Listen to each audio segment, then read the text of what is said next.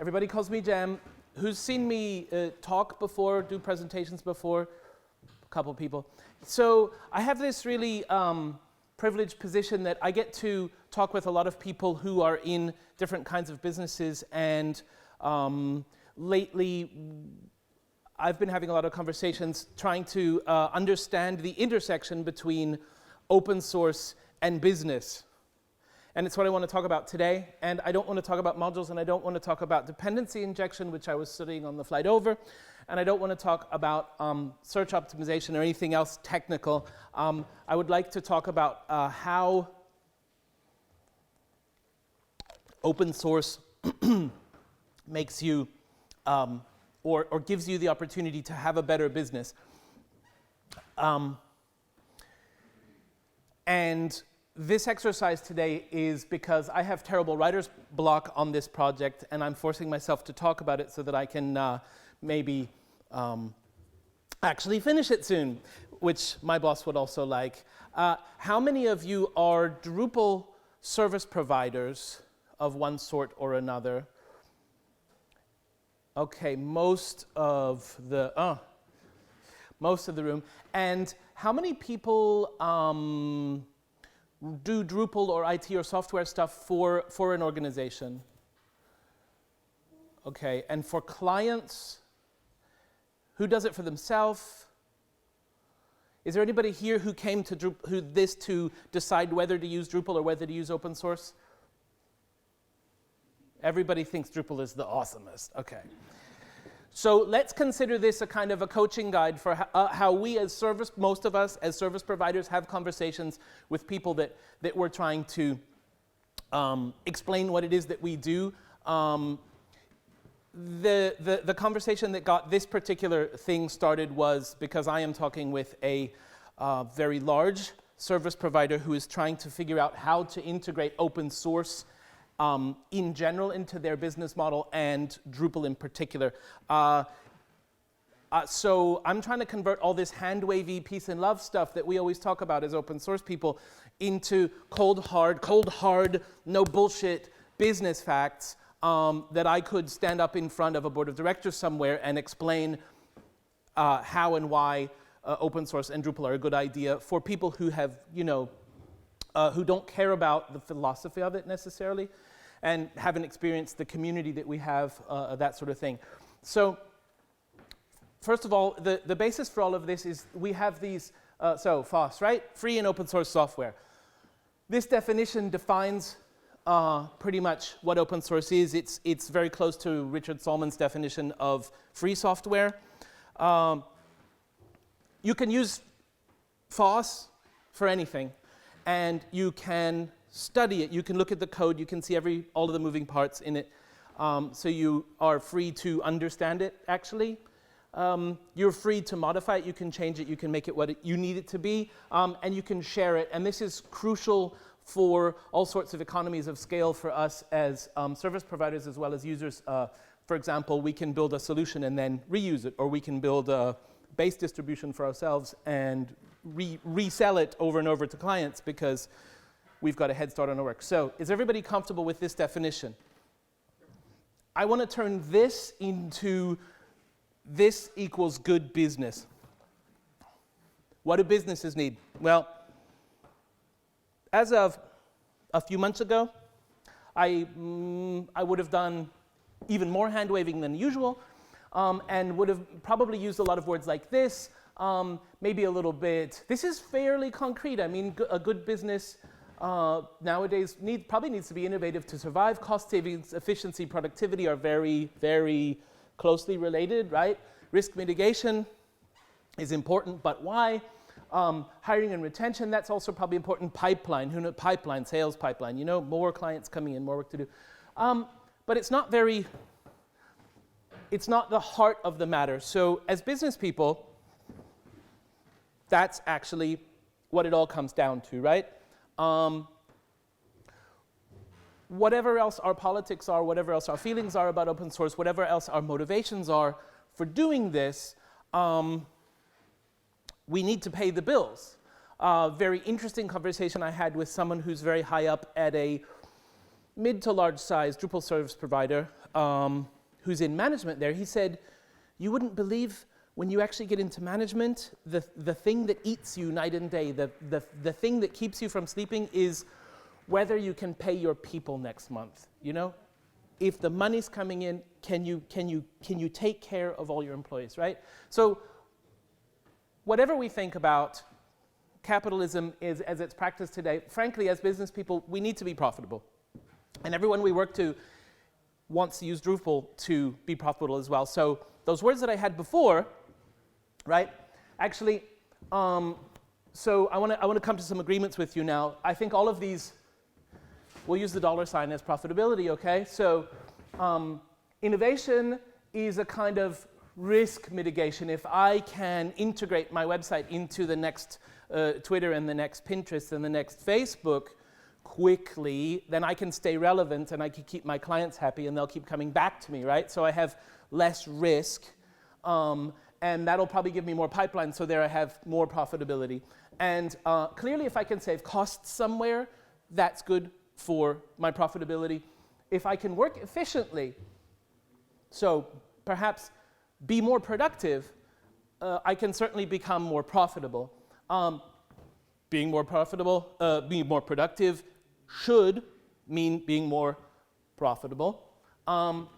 Back to risk mitigation as a concept, I think risk mitigation leads to profitability because, for one thing, if you are confident that what you're doing is safe and secure and reliable, that gives you what I call planability, so that if you can make some decisions that you'll be able to do your calculations and figure out how you're going to end up being profitable with what you're doing. So risk mitigation gives us a lot of chances to be more certain, perhaps, or give us a clearer path to better profitability. We need the best people, and we need not to piss them off, and we need them to work for us as long as possible. And so hiring good people and keeping them mitigates risk, which we've hopefully all agreed is a good path to improving profitability. When you're able to be reliable, have good people, make good plans, live up to your promises, right? Your reputation should grow, and you should be able to build a decent pipeline, trust with people, word of mouth, everything else. A sales pipeline, if you don't have one of those, you don't have any profitability. So, hooray!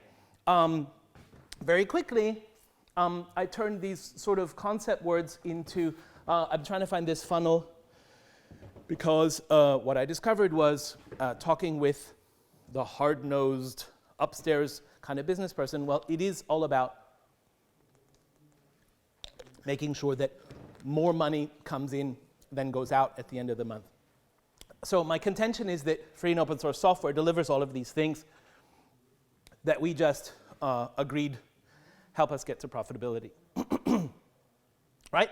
Therefore, who remembers this sign from school? Therefore, because is the other way around. Therefore, free and open source software equals the possibility to be profitable. The project that I'm working on is divided into 4 parts, and I'm only going to touch on points in 2 of those parts today. I'm going to talk quite a bit about the business case for open source in large organization, which is basically breaking down everything I just talked about into some smaller units and adding real-world examples. Much more importantly for me, and I think possibly more interesting for you, is I need to explain to these business people who do not care about the philosophy of open source that the practice of open source, actively contributing and being part of open source communities, also leads to profitability. I think that's a much more interesting set of conversations, and I have a lot fewer examples, but I think that they're really, really solid, and I hope you'll agree with me. What I'm not going to talk about today in any detail at all, I can tell you what I've thought about so far, but it's very, very little, is advising people about selecting the right open source projects, and the people I'm dealing with have already agreed that Drupal is a fantastic example to use for their management, so that's easy for me to talk about. Basically, that comes down to adoption of platform, size and activity of the community, speed of innovation, that sort of stuff. But so, you could say, oh, well, Drupal, that uses the LAMP stack. There are a lot of LAMP developers there. Drupal is 2% of the web. Probably largest and most active software community on the web. Therefore, it's a technology that we can bet our business on, that kind of stuff. And then part of my job for the last few years, a little bit less now, but one of the parts that I really, really like the best about being a community affairs manager at Acquia is that I managed our sponsorship budgets for events. I did a lot of things in and around the Drupal community, and I am designing models of how an organization, if they take these decisions to be part of open source, how they can then meaningfully engage with the communities. I'm not going to talk about this today. It's probably worth a presentation on its own. So, part one, the business case for open source in large organizations. For each of these points, now here's where this thing is incomplete. For each of these points, eventually what I want to get to is a written text and an interview or quote with a real person from a real business explaining how this particular aspect helped them and their organization. And I've got some good ones, and I'm working on finding others. If anybody has any ideas, please let me know. Open source means I never have to ask for my data back. Did anybody build a social network with Ning on the free platform? Yeah, and when they closed that down, that was fun, wasn't it? So if you use a standards-based open source platform, you know what? I mean, even if it's from a big, for-profit company like Acquia and you're using Drupal Gardens, since we really believe in open source, you can export the whole thing, you can put it wherever you want. So I believe that this is owning your own data is risk mitigation that we already talked about.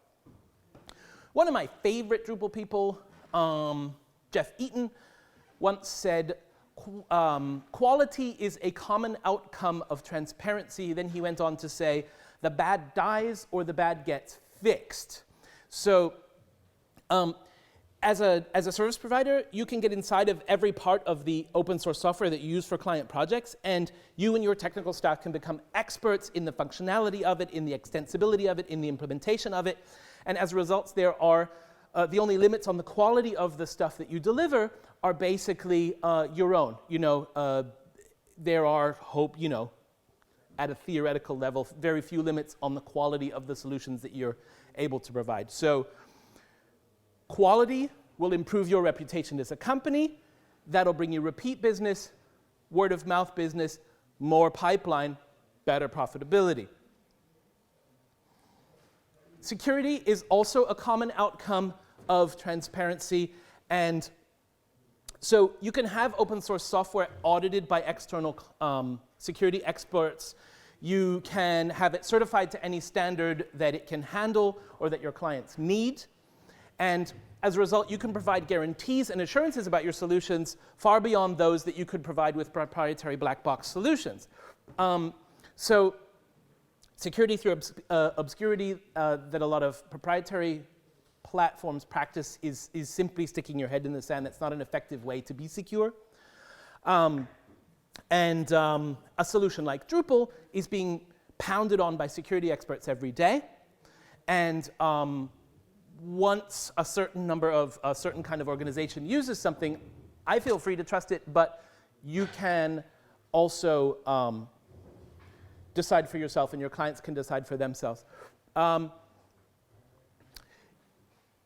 Here are a couple real-world examples. The Chief Information Officer of the United States Department of Defense clearly came out and said, open source software is secure enough to use for defense purposes for the United States military. That's pretty great. Pharmaceutical organizations are also adopting Drupal at a rapid rate and basically declaring open source software secure enough, Drupal in our case, Apache, etc., secure enough to use for their purposes. It's a very, very high-risk business, very, life and death, mission-critical kind of stuff. And if they're willing to go with open source personally, I'm happy to, but in any case, you can decide for yourself, therefore you're mitigating risk. This is really cool. The Norwegian government just came out and said every cash register in the wicked den of corruption that is Norway, every cash register has to be replaced, and all of the new ones have to meet this standard that they've set up. You can't print 2 receipts, you can't make a sale without a receipt, you can't change accounts in the middle of a transaction, a whole bunch of fraud prevention measures for cash registers. And the Norwegian Association of Tax Auditors came out and said, people were sort of wondering how they could do this, and the tax auditors came out and said, the source code for these machines has to be opened. Without source code, it's not possible to determine whether hidden functionality exists or not, and even just knowing that the tax authorities have access to the source code of the application will reduce the effort to implement hidden functionality in the software. So if you have anything that has to do with systems of record, compliance to any kind of standards, and I mean from medical laboratory standards to record keeping for political offices and everything in between, the only way that you can get to that is if we can also see every bit of code. Auditability equals risk mitigation equals the possibility to profit from that. Open source technology lets you focus on your core business. If IT is not your core business, you don't want to be an IT company, probably.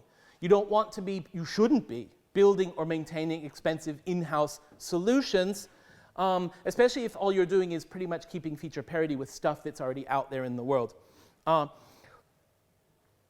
Open source software lets you be part of a community of users and implementers who share maintenance and implementation. You and your competitors can share the IT tools and save resources, and focus on what it is that you really do and focus on what you really care about.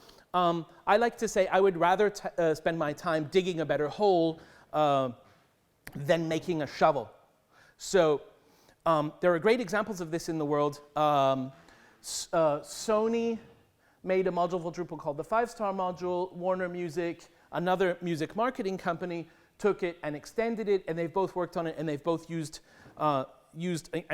so all of Sony Music and all of Warner artists have Drupal sites, right? And it's this very extensive, this is a much deeper cooperation than this. But you look at other examples, Samsung and Apple, right? They share chips for their phones, even though they're suing each other about those phones at the same time.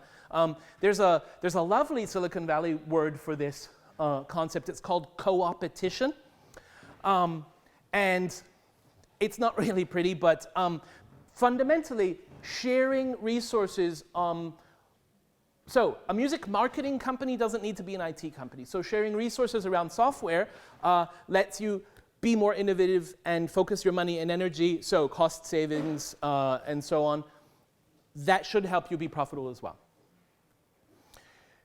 Has anyone heard the term an economy of plenty before? So the more people that use an open source solution, the more valuable it becomes. It's the opposite of a resource that runs out when people use it. And this is a really fascinating concept, the economy of plenty. Oh, and I actually have a real-world example that didn't make it onto this slide yet. So an open solution, let me think about this. So the more people who invest in an open solution, they multiply its value. And if you're buying a closed, a proprietary solution to something, it doesn't have a critical mass of community or innovators behind it, it's only as valuable, you hope, it's as valuable as the money you spend on it when you spend it, and you're getting what you paid for in the best case, right? And that's it. An open solution lets me invest my money once and then reap the benefits of a community. So, if someone sees a bug in my software and fixes it, well, it's fixed for everybody. I could pay to have someone build a module for me. I believe that 95, 98% of business problems are not unique. So if somebody builds a solution, it's very likely that somebody else is going to need it. There are an awful lot of smart people around. Somebody takes the code that you've pushed out and says, hey, that's great. I can refactor it and make it twice as fast, and here you go. So I built it once, but now I'm getting my upgrades for free. It's a lovely concept, and the longer this goes on, the more the price per use tends towards zero, and you're going to reap the benefits of using and actually contributing. So there's a city in my region in Germany called Mülheim an der Ruhr, and they commissioned a media management system to go across all of their web properties. You know, it's the classic media case of, oh, we have these photo assets and we want to put them in an article, but when the copyright runs out, we want to take it out in one place and substitute it and have that propagate across. So that whole, we know this space. They went and they did the RFP, and people are building this whole solution in Drupal. It's called Basset, and it's pretty cool. It's in sort of a prototype stage. It's pretty neat, though. They specified in the RFP, we want this centralized asset management system. It has to be open. The code must be contributed back to the community, because when it's adopted, we reap the benefits as a city, and it has to be open source because we want to build this solution and donate it to all of the other cities that we're in contact with. So this is, and note, this is an important thing as well that I'm going to touch on in a little while. Potential customers are getting savvy about open source, and they're looking for open source. And if you demonstrate that you're providing open source solutions, this is starting to become a key to winning certain kinds of RFPs. So economies of plenty are real multipliers, and there's this other thing that I'm going to touch on where open source solutions are starting to actually be sought after by clients. So if you have modular open source tools, you can work faster and more efficiently. You have quicker time to market because you're reusing all sorts of best practices and all sorts of code that's been refined and worked on by all of us and all of our colleagues. And you don't have any limits on like licenses about the number of developers or seats or copies or environments or how you can deploy it. You know, you can build a solution, you can reuse it, you can pass it on. And like we were just talking about, so there are two things. The more you reuse your own tools, the better you're going to get at using them, right? And the lower your per project risk is going to be because you've implemented it more and more times, right? You're also going to get faster, so your cost and your costs are going to drop. You're going to get faster at it. So the more you can use a tool set that you're familiar with, the lower the per use cost is, and the faster you're going to be at it.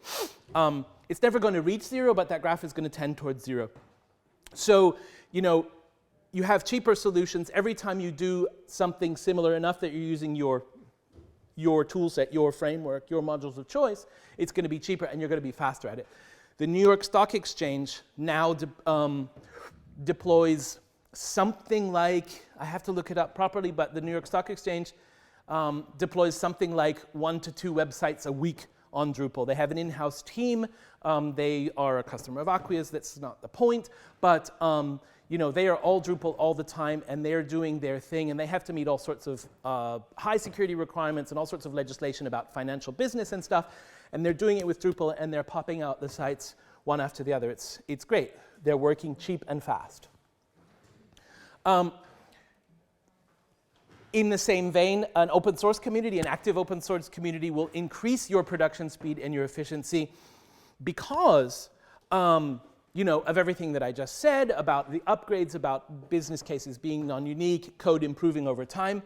But you know, there's also this idea where we have this really large Drupal company, a service provider, a very large systems integrator who's using Drupal now, but has a relatively small in-house team, identified a particular module that they needed for a project, and it wasn't in the state that they needed it for the project. They assessed it, they calculated the time that their in-house team would need to research the code and the solution and improve it and move it to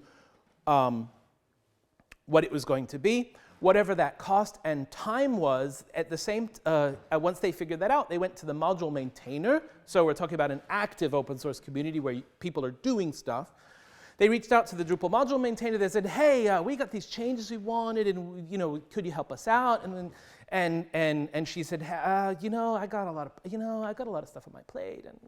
And they said, hey, what'll it cost to put this at the top of your priority list? And she said, whatever she said, several $1,000s.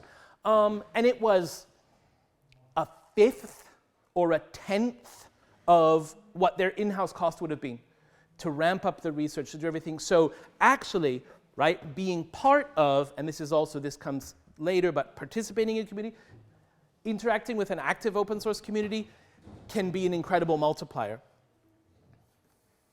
We're running out of time, so right. Can you touch upon the Drupal community?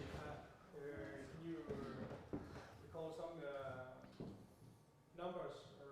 How active is the community now? So Drupal, compared with a few years ago. So Drupal.org just hit 1 million users. We don't have 1 million active members by any means.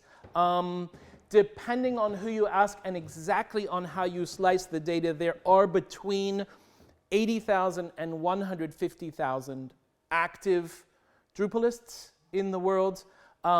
There are 26 or 28,000 active developers, right? This is also depends on how you define active. The Drupal 7 release, which is the current major version, was developed by 700 to 800 core developers. The current release cycle, Drupal 8, is being developed by, I think there are more than 1,600 people now who've had patches committed to the core. So we're clearly growing. We're clearly, I mean, it's an incredibly exciting time. I think that we're on the cusp as a community of moving to another order of magnitude. The Drupal, and when I say we, Acquia thinks we have a tool running in the background on our systems that's just crawling the web, looking for Drupal sites and looking for everything else that we can find a signature on. And more or less, we think that 2% of websites are running on Drupal now. And if you go through the Alexa rankings, the higher you go in exclusivity, the bigger and more important sites, the more likely they are to be Drupal. So we're very successful as a community. A couple of the community aspects of this thinking that I'm doing touch on why a company should participate in Drupal. If you want to hire good developers nowadays, young developers have grown up in a world where open source software is the reality. And if you tell them we're going to hire you, but you're going to have to work in a walled garden and nobody can see your code anymore, they're not going to be happy, right? These are also people that you might have hired by looking at CodaWall and by looking at their GitHub repository and whatever. And if you bring them into a company and close them in, you're actually killing their chances of getting another job. So, among other people, Bob Kerner at New York Stock Exchange says the fact that he uses Drupal and the fact that he lets people contribute their software, their developments back to the community is an incredible hiring tool for him. I'll skip this. Oh, it's a very interesting discussion, but that's going too slow. Just talking about, I have so much to say about this. So here's a really fascinating fact. I was saying clients are getting more savvy about open source now.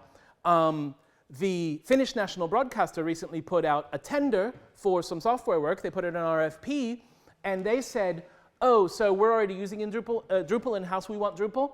And if you want to tender for this, you have to tell us who your Drupal team is and what their Drupal.org IDs are.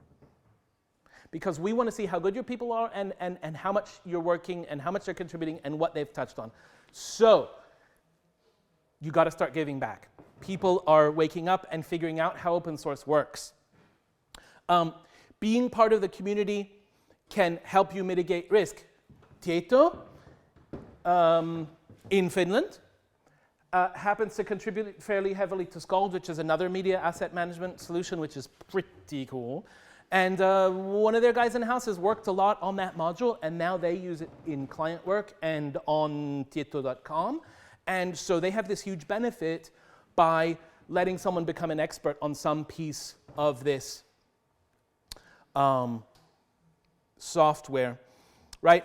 And being part of it also helps us understand, and the interchange in a community of 150,000 really super smart people, right? Or 28,000 developers, if you can participate in it and be in the issue queues and have your code critiqued by Earl Miles and by Angie Byron and by Dries and by Gabor, and then work with those people together to make stuff work right, you know, in the end, you're going to be a better developer. So as a company, letting your developers or encouraging your developers or forcing your developers to engage with the community will make you have better employees.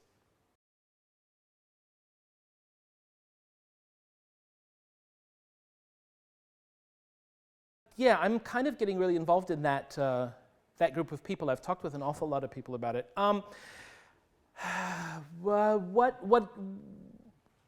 It's going to be amazing. If you maintain modules, I'm in the school of thought that says you should start upgrading now, because there's a lot of new coding stuff to learn, and even though the APIs are not completely finalized, the core code is not completely optimized, there are enough systems that are working right that you can go in there and really start to learn, how anonymous functions work, and looking at dependency injection containers, because, wow, that's a really interesting architectural model, and you have to decide about the risks it presents versus the benefits and how you're going to integrate your... So, right, it'll really help you to learn how to code in PHP 5.3, which is a big leap forward. Also, as Tim Plunkett said recently, if you upgrade your module now and you encounter a problem in core, you can report that to the core development team and really help Drupal 8 get out the door and be better, right? So upgrade your modules now. On the other hand, we could talk about all the stuff it'll do, like be responsive out of the box and inline editing, and I mean, there's so much coming. Yeah, yeah. And I just said earlier on today that that was one of the main focus on the Drupal 8 was to give the editors a better experience. Right, so it's going to have a fantastic authoring experience, and in terms of becoming better service providers, you will be able to hire PHP developers who have turned up their nose at Drupal until now, because it's basically been PHP 4 hook-based architecture, and at least moving to PHP 5.3, which was only, it was end of life in March. It's already an unsupported release. PHP 5.5 is the current stable version. Anyway, PHP 5.3 is a modern version of PHP. The adoption of the Symfony components means that we are going to be able to hire more developers than we ever have before. And attention, the way it's built, you're going to be able to use Composer to use Symfony components that we haven't integrated, or Zen components that are Composer compatible, to extend Drupal in all sorts of ways that's never been possible before. And that is, for anyone who's geeky enough in the room, really amazing.